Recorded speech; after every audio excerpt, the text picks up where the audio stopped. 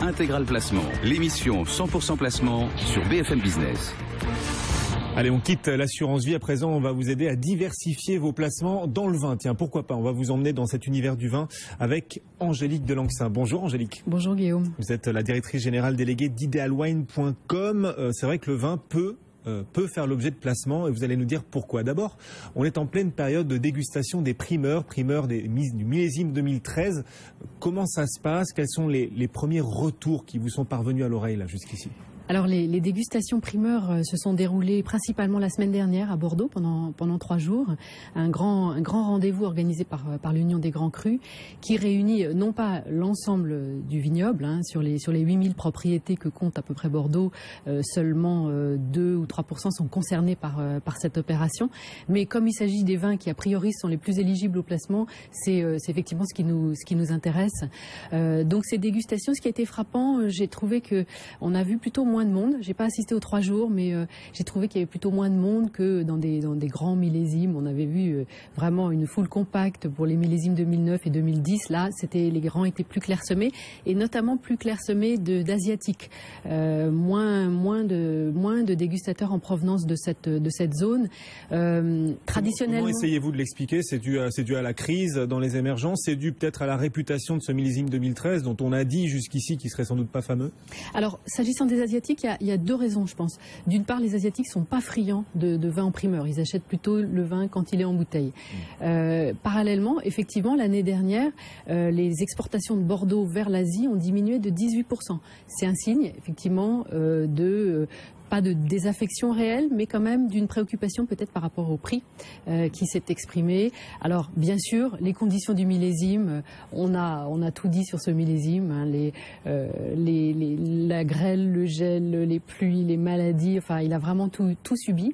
Face à ça, le peu que j'ai pu en déguster, moi j'ai eu plutôt une bonne surprise. Je m'attendais tellement à des dégustations difficiles que la surprise, elle a été plutôt bonne. Parce que vous sélectionnez bien vos vins, Angélique. Ça, c'est un talent personnel. Alors, en fait, on déguste par appellation. Moi, j'ai pu goûter des vins tout à fait intéressants à Pauillac notamment et à Pomerol. Alors, certes, ce ne sont pas des vins qui ont des épaules de camionneurs taillés pour une longue garde. Je pense que ce sont des vins qu'il faudra boire plus rapidement que ceux des très grands millésimes. Mais pour autant, on n'y a pas forcément trouvé des arômes de verdeur qui marqueraient un manque de maturité des raisins. Ce sont des vins qui sont souples, qui sont encore une fois à boire peut-être plus rapidement. Et donc, d'ailleurs, si on se place du point de vue de l'investissement, là, on a peut-être des questions à se poser. Alors, ces dégustations, elles permettent d'avoir un premier aperçu, et cet aperçu, il va déboucher assez logiquement sur les fameuses notes. Et pourtant, il y en a certains qui font une espèce de pied de nez au Parker et autres critiques en disant on met en vente sans attendre les notes. Oui. C'est nouveau. Alors ça, c'est un des faits aussi marquants de cette campagne, effectivement. C'est que, d'une part, les notes Parker, on ne va pas pouvoir les attendre parce qu'elles ne sont pas annoncées aussi rapidement que les autres années. Habituellement, elles paraissent courant avril. Là, apparemment, il ne se passera rien avant fin juin. Donc, de toute façon, il faudra faire 100.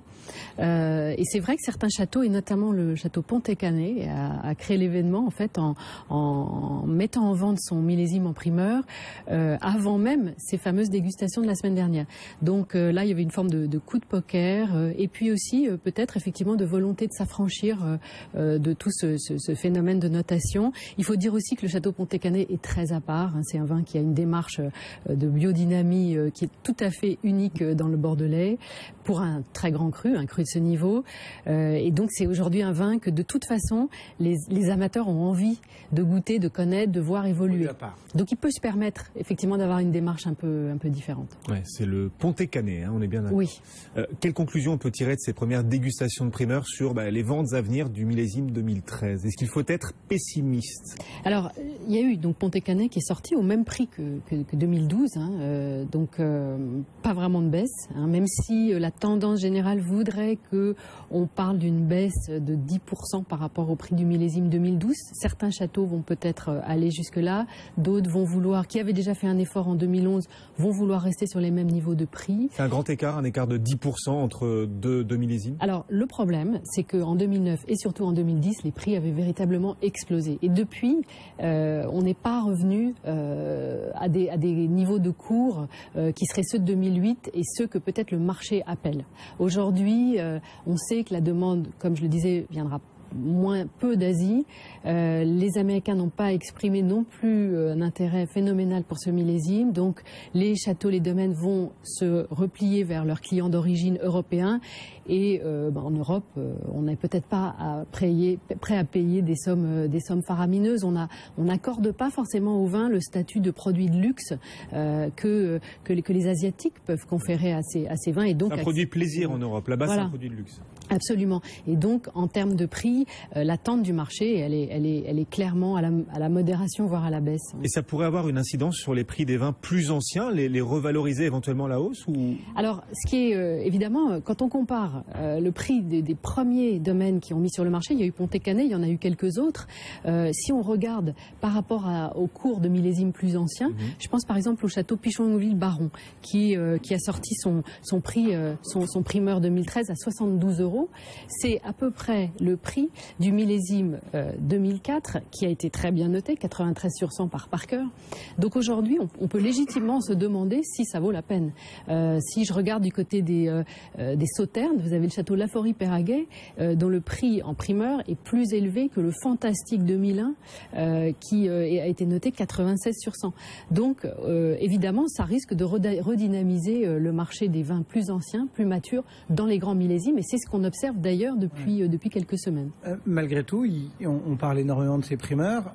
C'est un des canaux de diffusion du vin de Bordeaux, mais tout le monde ne sacrifie pas à la mode et à l'exercice du primeur. D'autant moins que depuis un certain nombre de millésimes, on voit bien, nous sur le marché secondaire, on retrouve les vins, une fois mis en bouteille, à des niveaux de cours qui sont équivalents à ceux du prix de sortie en primeur, voire inférieurs quand la situation économique est mauvaise au moment où le vin arrive sur le marché en bouteille. Ça a été le cas pour le millésime 2005, qui est arrivé sur le marché autour de 2008, en pleine crise financière. Là, on n'est pas dans une situation économique très florissante, et c'est vrai que ça questionne sur ce que seront les niveaux de prix de ces primeurs aujourd'hui annoncés assez chers quand ils arriveront sur le marché dans 2 ans. On parle du millésime 2013, on se souvient en effet que le climat n'avait pas été favorable, un hiver qui s'est éternisé. Cette année, le contexte météo, il est un petit peu inverse, non? C'était le printemps là déjà au mois de février, au mois de mars c'était aussi le printemps, là en ce mois d'avril on a des 20 degrés à peu près sur toute la France. Ça maximise les chances d'avoir un bon millésime 2014, même si on le devine, il est encore trop tôt pour se prononcer, mais est-ce que ce temps très favorable, cette météo très favorable qu'on a en ce moment est positive aussi pour le monde du vin?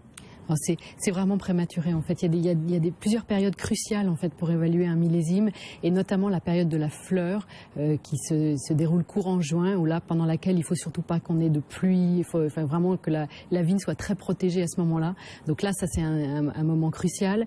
L'été aussi est très important. Une période très ensoleillée peut rattraper des mois éventuellement mauvais, donc ce qui effectivement n'a pas été tout à fait le cas non plus.